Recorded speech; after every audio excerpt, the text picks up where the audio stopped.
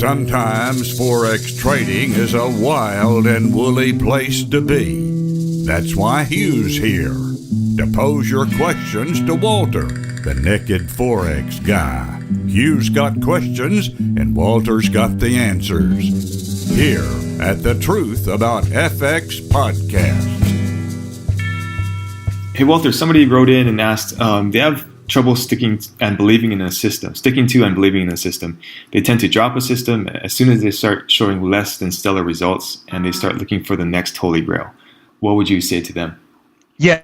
So this is really common. In fact, we had another question that came in just before this one, and it was basically the same question. So this happens a lot, and I've been there. I know what it's like. It's really frustrating to have a situation where you think you have the perfect system, you trade it for a while, it doesn't look so good, and then you need to find another one, and you feel, or you need to tweak the original one, but eventually you give up and you find another one. So here, there's a 3-part process to this. Number 1, go to fxjake.com/risk and plug in your reward to risk ratio, your win rate, and the risk per trade, assuming that you're keeping the risk same per trade, like 1%, 2%, whatever. And then what you can calculate is the chances or the probability that you will hit a drawdown of X percent. Let's say you're trying to avoid a 20% drawdown. You can plug all your numbers in, plug the amount that you've been risking, and see if you're going to hit that drawdown level. You may be surprised. Okay. So what that means is you'll need to reduce your risk if you want to avoid that drawdown level. Why would you do this? Because the number one reason why traders give up on a strategy is because they end up hitting a drawdown that they didn't anticipate and they freak out. So that's number 1. So understand your risk. Number 2 is this a strategy that you really believe in, or is this something that somebody posted the results on the internet and said, wow, look at this is amazing, and you just said, oh, I'll copy that? Because if you do that, you're always going the end game of that is you will always end up changing or dumping the system. Always. All of the time. Like 100% of the time. So you need to make sure that what you believe in is mirrored in your strategy.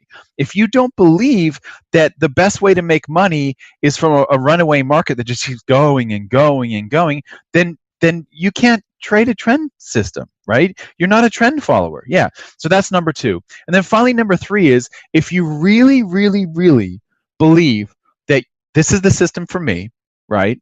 And you understand your risk profile and you understand that you've got your risk set to a level that it's highly unlikely that you will run into a drawdown of the degree that will make you say, this sucks, I'm going to dump the system. Then number 3 is you need to look at execution. Okay, here's an example, actually. I'll pull this up.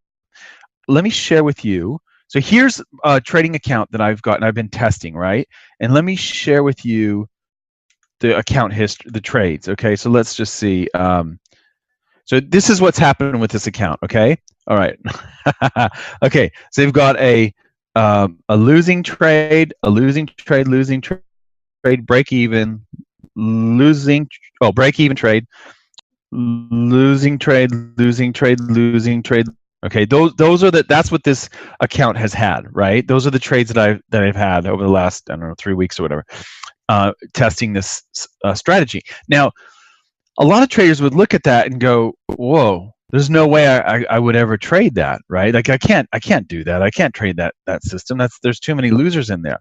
But what if I were to tell you that when this system gets a winner, it will completely engulf all of those losing trades, because those losing trades were like 20, 30, 40 bucks, and the winner is going to be like 17 times that, right? So that's the thing, like, and so what I'm focusing on when I trade is, am I executing? Am I doing what I'm supposed to do? And so I need to reward myself based on, am I doing what I'm supposed to do? Not whether or not the market has randomly thrown me a bone or not, right? If the market randomly throws me a winner or randomly throws me a loser, that's no reason to change my system. And unfortunately, that's what most traders do. Even if they have their risk down, even if they have the right strategy for their personality, they end up changing things because of the random winners and losers that have been dealt to them. So that's the mistake here that I'm trying to get across, that people should avoid.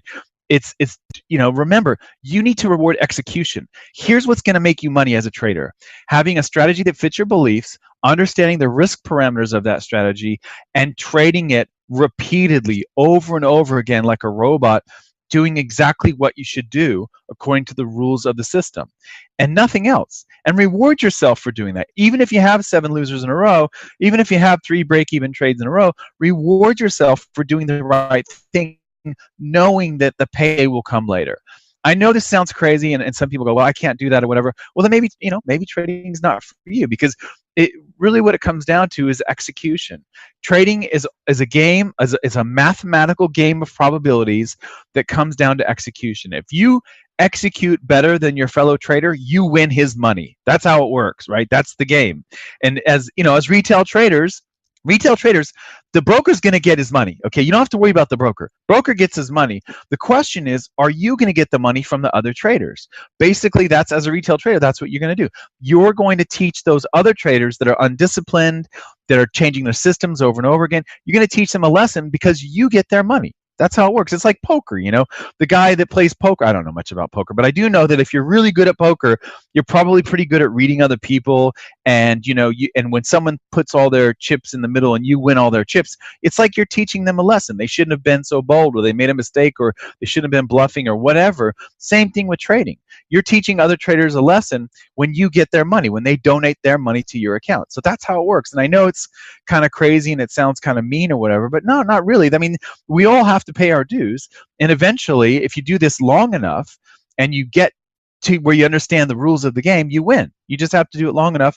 You have to stick with it and understand risk, believe in your strategy, fit it to your beliefs, and then go for it and keep executing. That's really what it comes down to. Mm-hmm. And I hope that helps. Yeah. Does that make sense? Yeah, totally. And I know we've talked about that several times on this podcast, but I think it's worth mentioning again, and maybe a couple more times after this. Yeah. Just because it is so important, and it is really hard to get through your head. Yeah, it is, because drawdowns are painful, and feeling like a loser is painful.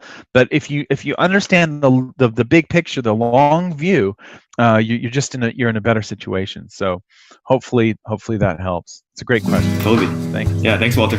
Thanks.